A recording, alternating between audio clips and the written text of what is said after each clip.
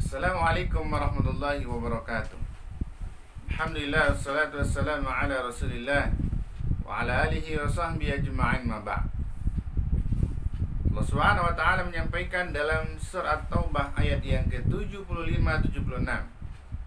A'udzu billahi minasyaitonir rajim.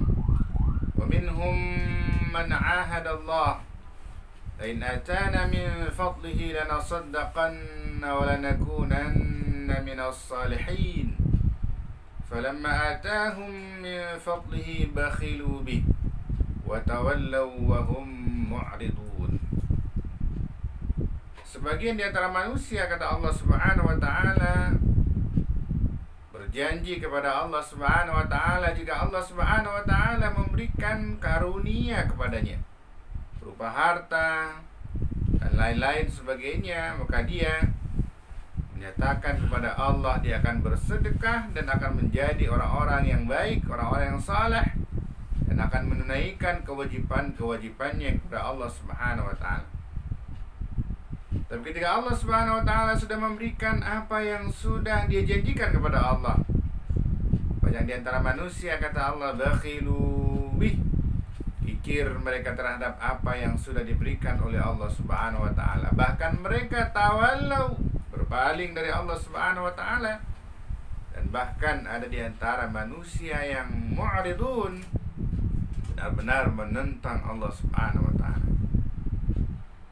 Sebagian ulama-ulama tafsir mengatakan asbabun nuzul dari ayat ini adalah berkenaan dengan seorang sahabat Rasulullah SAW yang bernama Tha'labah bin Hatif al-Ansari. Ketika di masa susahnya dia datang kepada Rasulullah SAW dan mengatakan, ya Rasulullah, doakan kepada Allah Subhanahu wa taala kalau Allah memberikan karunia kepada saya. Ketika Allah memberikan karunia kepada saya berupa harta, niscaya saya akan bersedekah kepada orang yang membutuhkannya. Nabi sallallahu alaihi wasallam mengatakan, celakalah Anda, sesungguhnya sedikit nikmat yang diberikan oleh Allah Subhanahu wa taala ketika kita mampu mensyukurinya, itu lebih bagus daripada Allah berikan harta yang banyak tapi tidak mampu kita mensyukurinya. Namun hari berikutnya dia tidak putus asa dan terus meminta kepada Rasulullah SAW agar didoakan, diberikan baginya harta supaya dia bisa bersedekah seperti orang-orang lain yang mensedekahkan hartanya. Karena Nabi SAW mendoakannya, dan dia mempunyai satu kambing betina, dan dari satu kambing itu ternyata melahirkan kambing-kambing yang sangat banyak. Dan pada akhirnya penuh sesak di kota Madinah. Dan pada akhirnya dia pun pindah ke pinggiran kota Madinah. Ketika dia berada di pinggiran kota Madinah, ya kambing-kambingnya setiap hari semakin banyak, dan urusannya terhadap kambing itu semakin hari semakin padat. Pada akhirnya ternyata apa yang terjadi dengannya, dia lupa bahwa dia berjanji kepada Rasulullah SAW bahwa dia akan bersedekah, bahwa dia akan mengeluarkan zakat-zakat dari harta-harta yang dia punya. Ternyata apa yang sudah dijanjikan itu dia lupakan. Bahkan kewajiban melaksanakan salat berjamaah itu dia tinggalkan. Ketika Nabi SAW mengutus orang untuk meminta zakatnya, dia mengatakan bahwa ini adalah jizyah bagi dia, seperti upeti yang dilakukan oleh Nabi kepadanya, padahal dia adalah seorang muslim. Oleh karenanya Rasulullah SAW mengatakan bahwa dia telah melupakan apa yang sudah dijanjikannya kepada Allah ketika Allah Subhanahu wa taala sudah memberikan nikmat yang sangat banyak kepadanya. Hadirin hadirat yang dirahmati Allah Subhanahu wa taala, walaupun tentunya ada beberapa ulama-ulama yang lain yang mengatakan bahwa jalan dari hadis ini tidak terlalu sahih dan tidak terlalu kuat untuk dijadikan sebagai hujjah dalam asbabun nuzul pada ayat yang sudah kita sampaikan di atas. Namun walaupun demikian ada hikmah-hikmah yang bisa kita ambil dari apa yang disampaikan oleh Allah Subhanahu wa taala pada ayat yang ke-75 dan 76 ini. Yang pertama, bahwa setiap apa yang diberikan oleh Allah Subhanahu wa taala, ketika kita mau mensyukurinya, Allah Subhanahu wa taala akan menambah bagi kita nikmat-nikmat yang lain. Allah sudah mengatakan dalam ayat yang lain, a'udzubillahi minasyaitonirrajim, la in syakartum la azidannakum wa la in kafartum inna 'adzabi lasyadid.